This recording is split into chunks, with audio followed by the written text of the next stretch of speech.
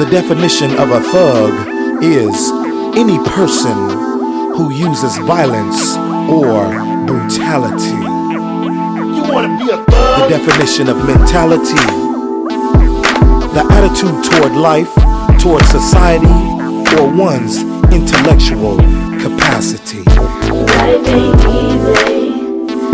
You can change it. You can change. Life ain't easy. Right now, I'm going to read you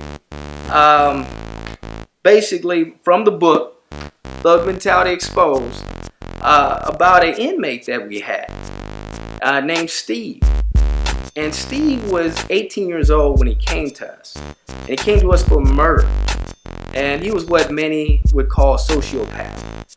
You know, that's somebody that can go out and kill somebody, you know, have a burger, you know, kick it with their homeboys, go on a date, you know, get home, play some video games, get a good night's sleep, and wake up and ask mom what's for breakfast. Don't even trip. I remember talking to him, you know, during a counseling session, and he told me that at 10 years old, he got his first gun. He's like, K-Slow, you know, I got my first gun when I was 10 years old.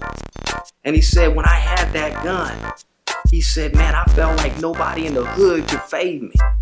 You know, he said, I would just stare at this gun. He started getting all excited talking about this gun, like he's really reliving the experience. He said, I would pull out from under the bed and just look at it. As I look at it, I would start fantasizing about it. He said, about 11 years old, I was running through the streets, just blowing people away. And he said, I would get an adrenaline rush watching the blood leave a lifeless body. I'm thinking to myself, man, you know, I asked him, I said, Steve, you 10 and 11 years old. How you develop this type of mentality at 10 or 11? And I was telling him I was writing this book, and I said, man, what you have to say, I think could probably help a lot of parents. I said, can you just write me something, how you develop this type of mentality? I said, don't write me something that I want to hear. Write the truth. So I remember the next day during the program, he was coming out for a rep program. He came out and he brought me, you know, this note or this letter. And it's basically, he said, you want to know why I have this type of mentality? He said, here it is. And he gave it to me. And I'm going to read from page 115. And this is what he said. He said, I was conditioned with the belief to be a thug was from the attention from all the peers that had respect. I was rejected as a child. So since I believe I need the respect to survive in my neighborhood, I could kill two birds with one stone and get the attention and respect from acting like a thug. Being rowdy, boisterous, disrespectful, and wild was passed on to me from my peers. I believe if I don't beat them, somebody else will. Or this is free money, so I'm gonna get it. It was important for me to be serious and get over on the system. The more I became deep into the mentality as a hustler. Too Short, E40, and Little Rick were a couple of main Bay Area rappers that I liked because they talked about all types of killing, drug dealing, and how they kicked it by drinking and smoking. They would give me a natural high and get me pumped up with negative adrenaline. So he liked these rappers because, like I said again, he said they talked about all types of killing, drug dealing, and how they kicked it by drinking and smoking. They would give him a natural high. And I remember talking to Steve, and I said, Steve, I want to know everything you did that day before you killed your victim. He said, everything, K-Slow? I said, everything. I said, I want to know everything you did that day. He's like, well, I woke up and I got lit. I was like, you get lit, Steve? No Fruit Loops or orange juice? Just put a blunt in your mouth just like that. He's like, oh, K-Slow, when a brother navigating through them streets, man, you know, you got to be on point. You know, a brother get caught getting paranoid, man, get caught slipping. He said, that's game over. He's like, I got to have my weed. I was like, all right, K-Slow. I said, what'd you do after that?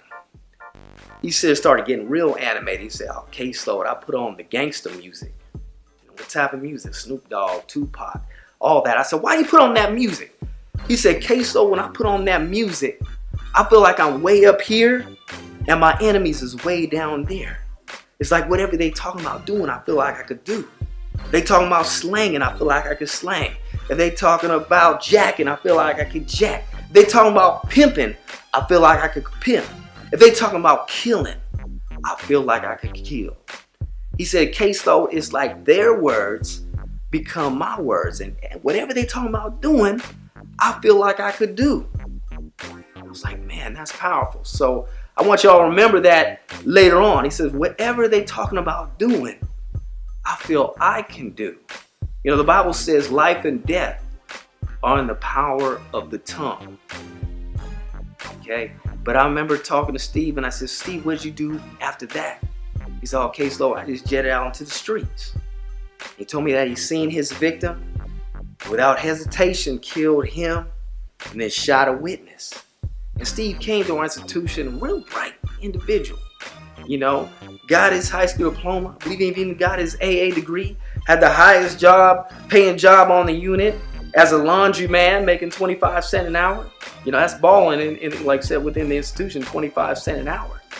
You know, went through all the groups, the anger management, employability, anger, you know, victim awareness, passed all those groups. But I remember going, you know, doing my counts, and I would hear Steve just banging on the steel desk, rapping, you know, calling women out their name, talking about the killing and everything like that. And I'd just stop and say, hey, Steve, what you doing, man? You about trying to parole, man. Why are you talking like this? He's like, oh, K-Slo, man. It's just music. I'm like, nah, Steve, that ain't just music. But he's like, I said, you know, what do you plan on doing when you get out?